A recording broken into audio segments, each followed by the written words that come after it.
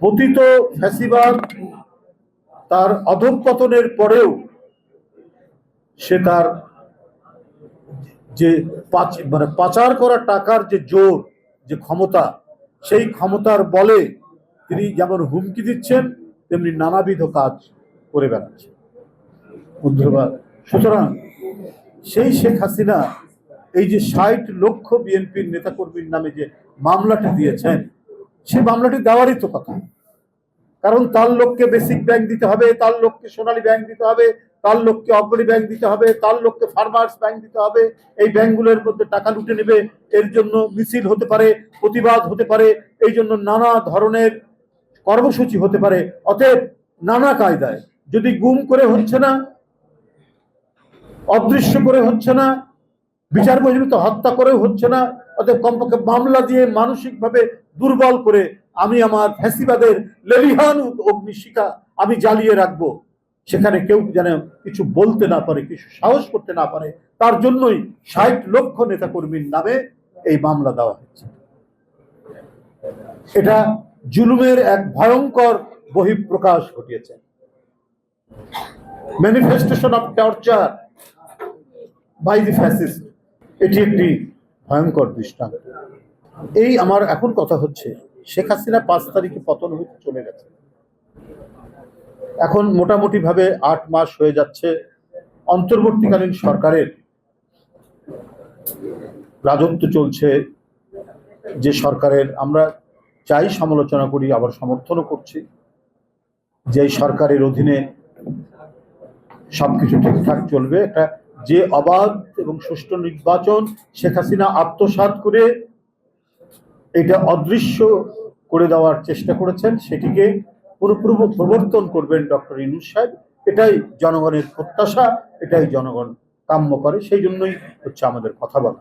এটা অসীম এখানে বলেছে যে কেন এটা সুস্পষ্ট করছে, কেন এই দ্বিধা দ্বন্দ্বের মধ্যে দোলাচ্ছেন মানুষের হৃদয়কে। পেন্ডুলামের মধ্যে ডিসেম্বর না জুন, এর মধ্যে দোল খাচ্ছে কেন, এটা সুস্পষ্ট করুন। এটা কথা বলতেই পারে।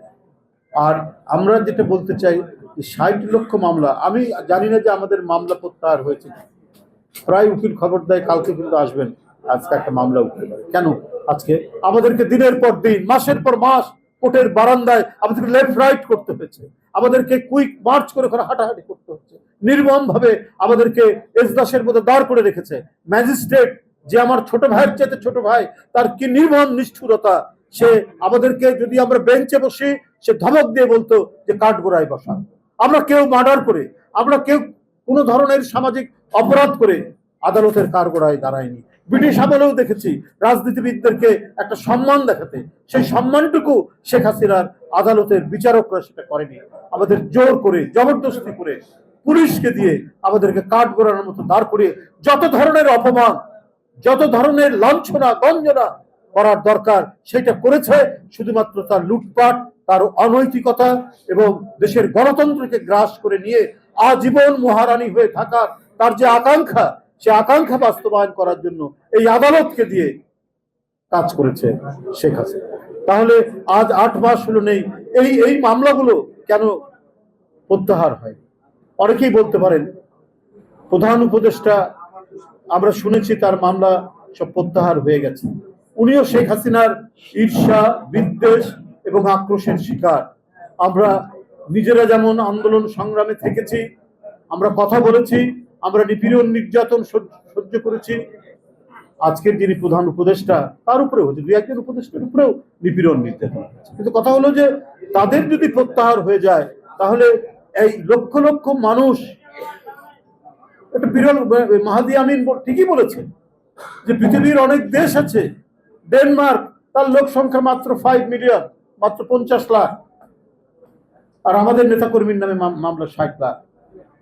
একটি দেশের জনসংখ্যার চাইতে বাংলাদেশে আসামির সংখ্যা বেশি। তো কেন এটি হবে? এই প্রশ্ন তো হতেই পারে, এই প্রশ্ন তো করতেই পারি। কখন দেশের এই বাংলাদেশ একটা স্থিতিশীল শাসনতান্ত্রিক পদ্ধতিতে চলে আসছে না অনেক দিন ধরে। কখনো ডিক্টেটর, আবার তার বিবর্তন হয়ে সে আবার ক্রমাগতভাবে ফ্যাসিস্ট হয়ে ওঠে। তারা ফ্যাসিস্ট মানে ফ্যাসিস্ট হয়ে উঠে এই কাজগুলি করেছে। দ্রুত এটা নিরসন করা দরকার। যারা এই ফ্যাসিজমকে প্রতিষ্ঠিত করতে সাহায্য করেছেন তার মধ্যে অন্যতম হচ্ছে আদালত। জাস্টিস খায়রুল হক, জাস্টিস এনায়েতুর রহিম, জাস্টিস আসাদুজ্জামান, এরকম অসংখ্য না।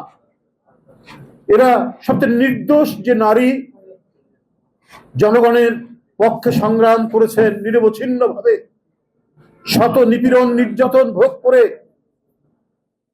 জনগণকে ছেড়ে যাননি, মাটিকে ছেড়ে যাননি। এদেশের মৃত্তিকা, পানি, বৃক্ষ, এদেশের পাখি, এর মধ্যে যিনি নিবিড়ভাবে মিশে আছেন সে দেশনেত্রী বেগম খালেদা জিয়ার বিরুদ্ধে মিথ্যা মামলায় আসাদুজ্জামান তাকে সাজা দিয়েছে। সেই সাজা আবার বর্ধিত করা হয়েছে উচ্চতর আদালতে।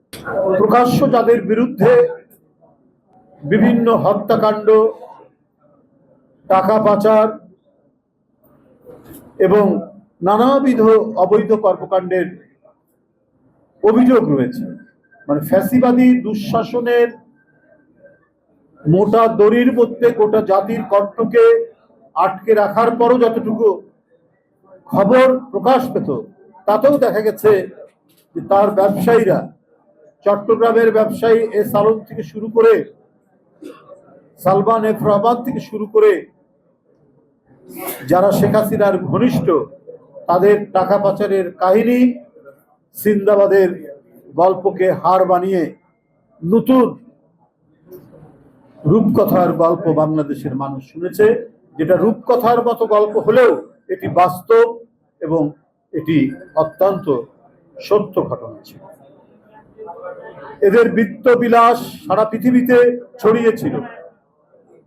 কোন মন্ত্রীর পুত্রের খুব দামি ফ্ল্যাট আমেরিকানরা যেখানে কিনতে সাহস পায় না, আমেরিকার ম্যানহাটনে, সেইখানে সাবেক মন্ত্রী নাসিম সাহেবের পুত্রের ফ্ল্যাটের খবর আমরা জেনেছি, আমরা পেয়েছি।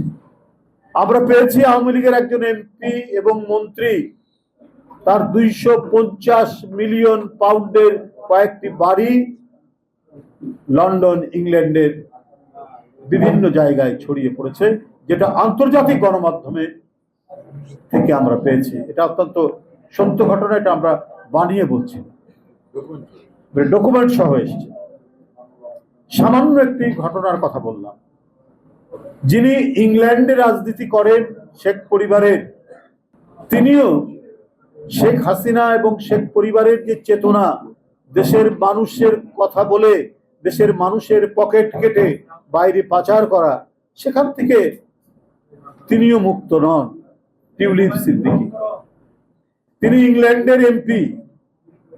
সেখানে একজন রাজনীতিবিদ বা এমপি দুর্নীতি করা যে কত বড় মহাপাপ দেশে, দুনিয়াতে প্রশ্নই আসে না। সেইখানে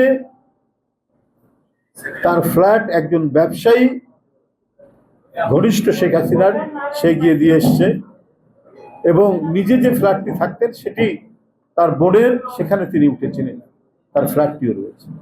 আর কত গল্পের কথা বলবেন। তার বিয়াই, তার মামাতো ভাই, তার খালাতো ভাই, তার চাচাতো ভাই, এরা ছিল বাংলাদেশের এক একটি জেলার এক একজন আমির, এক একজন সুলতান হয়ে উঠেছে। ছাত্রলীগের একজন নেতার 2000 কোটি টাকা পাচারের ঘটনার কথা আপনারা জানেন, তাও আবার ডিস্ট্রিক্ট পর্যায়ের নেতা, কেন্দ্রীয় নেতা না, জেলা পর্যায়ের একজন নেতার 2000 কোটি টাকা শেখ হাসিনার আমলেই প্রকাশিত হয়েছে। ছাত্রলীগ থেকে তথাকথিত ডাকসু নির্বাচনে জিএস হয়েছেন এবং ছাত্রলীগের সভাপতি জাহাঙ্গীরনগর বিশ্ববিদ্যালয়ের ভিসির সাথে সেখানকার একটা ঠিকাদারি নিয়ে চাঁদা কত পাবেন, 53 কোটি না 50 কোটি টাকা, সেটি তৎকালীন ভিসি ফারজানার সাথে টেলিফোনে কথোপকথন করছেন। সেটা আবার ভাইস চ্যান্সেলর, আওয়ামী লীগেরই লোক, শেখ হাসিনার অত্যন্ত প্রিয় ভাজন, তিনি আবার সেটা ফাঁস করে দিয়েছেন। আপনি চিন্তা করতে পারেন, শেখ হাসিনা গর্ব করে বলেন যে তার যে ঘনিষ্ঠ পিয়ন, সে হেলিকপ্টার ছাড়া বাড়িতে যায় না। এটা দুঃখ করে, আফসোস করে না, এই কথাটা বলে তিনি ভিতরে ভিতরে গর্ব করছেন। শেখ হাসিনার ঘনিষ্ঠ এস আলম তার বাড়ির একজন কাজের লোকের নামে তার লুট করে নেওয়া একটি ব্যাংক থেকে, সেটাও বোধহয় 2-3 হাজার কোটি টাকার নিচে না, তাকে ঋণ দিয়ে দেওয়া হয়েছে তার নামে।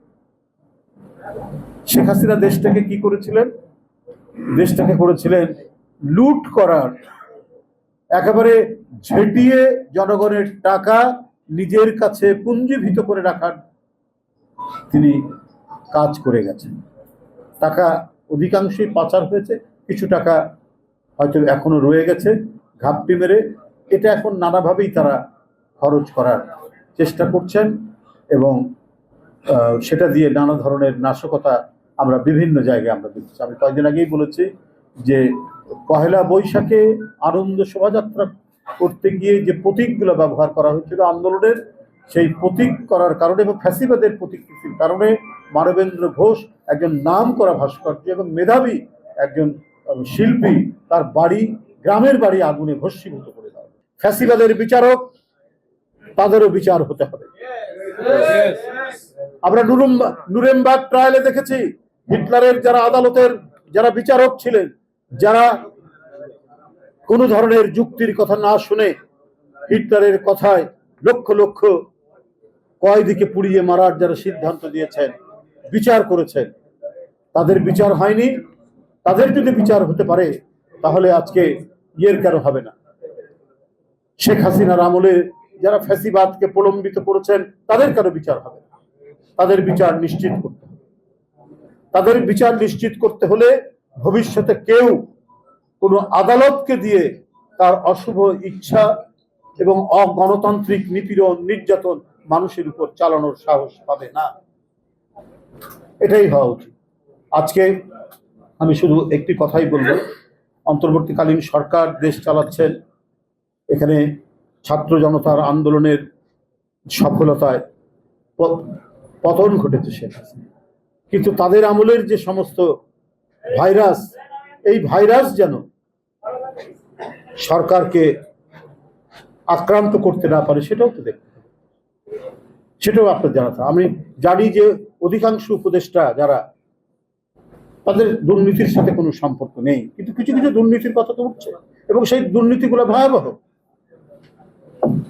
ছাত্রদের আন্দোলনের প্রতি আমাদের গভীর শ্রদ্ধা রয়েছে, কিন্তু ছাত্ররা ভালো করতেন যে আজকে রাষ্ট্র, সমাজ, রাজনীতি, ব্যুরোক্রেসি যে দুর্নীতিগুলো আছে তার বিরুদ্ধে ক্যাম্পাসে ক্যাম্পাসে সোচ্চার থাকা।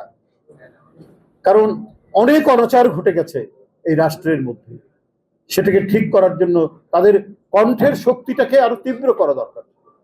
এবং তারা যখন ক্ষমতার অংশীভাগ করছেন, ক্ষমতার অংশ নিচ্ছেন, তখন তাদের আরো সতর্ক থাকার কথা ছিল। কেন তাদের এপিএস এর নামে শত কোটি টাকা দুর্নীতির অভিযোগ আসবে? কেন তারা বদলি বাণিজ্যের বিষয়ে তাদের অভিযোগ উঠবে? এই অভিযোগ তো উঠছে। স্বাস্থ্য উপদেষ্টার দিয়ে আরেক উপদেষ্টার এপিএস, এটা তো ভয়ঙ্কর ব্যাপার। শেখ হাসিনা তো 3টা ডিগবাজি দিবে এসব কথা শুনবে, যে আমাদেরকে বলো, দেখো কি অবস্থা। কেন ছাত্র নেতারা বিভিন্ন মিনিস্ট্রিতে গিয়ে তারা মনে হচ্ছে যে মিনিস্ট্রির যেমন পার্লামেন্টারি কমিটি থাকে তেমনি ছাত্রদের একটা কমিটি থাকছে, এটা তো ছাত্রদের ভাবমূর্তি নষ্ট হচ্ছে। কেন তারা এই কাজটি করবে? রেলওয়েকে দেখার জন্য সেখানে আবার বৈষম্য বিরোধীদের একটা কমিটি করে দেওয়া হয়েছে। রেলের একজন সাবেক ডিজি বলেছে যে সেখানে এই যে রোজার মাসে টিকিট কালোবাজারির সাথে এই সমস্ত বৈষম্য বিরোধী ছাত্র নেতারা জড়িত। শত শত কোটি টাকার আপনার টিকিট কালোবাজারে টিকিট বিক্রি করা হয়েছে, তারা বাণিজ্যের সাথে যুক্ত। অন্তর্বর্তীকালীন সরকার দৃঢ় হাতে সেটা তো দমন করা দরকার। এটা তো হয় না যে ছেলে পাশ করে চাকরির সন্ধান করে চাকরি করবে, সে যদি হঠাৎ করে অনেক টাকা দেখে ফেলে, তার মাথা তো ঠিক থাকার কথা না। তার নৈতিক উৎকর্ষতা বৃদ্ধির জন্য যে সুযোগ, সে সুযোগ তো সে পাচ্ছে না। কারণ সমাজের মধ্যে এমনই দুষ্কৃতিকারী মানুষ আছে, এই ছেলেদেরকে নষ্ট করার জন্য তারা নানাভাবে গিয়ে তাদেরকে টাকার উৎকোচের লোভ দেখিয়ে তাদের যে স্পিরিট, তাদের যে আপনার স্বচ্ছ যে চেতনা, এটা বিকৃত করতে পারে। তার কিছু কিছু আলামত তো ফুটে উঠছে। কেন রেলওয়ের মতো একটি ডিপার্টমেন্টে বৈষম্য বিরোধী ছাত্ররা তারা সেখানে ওয়াচডগের ভূমিকা পালন করবে। তাদের হচ্ছে ক্যাম্পাস, তারা যখন মোটা দাগে কোথাও একটা বড় দুর্নীতির কথা শুনে, সেটা আমলাতন্ত্রে, রাজনীতিতে, যেখানেই হোক, সেখান থেকে তারা সোচ্চার হবে। তখন সরকার সতর্ক হবে, ব্যুরোক্রেসি সতর্ক হবে, সবাই সতর্ক হবে। কিন্তু তাদেরকে যদি মন্ত্রণালয়ে বসিয়ে দেন, তাহলে তো ফাংশনাল একটা গভর্নমেন্ট হবে না। সুতরাং বিষয়গুলো অত্যন্ত জরুরি বিষয়।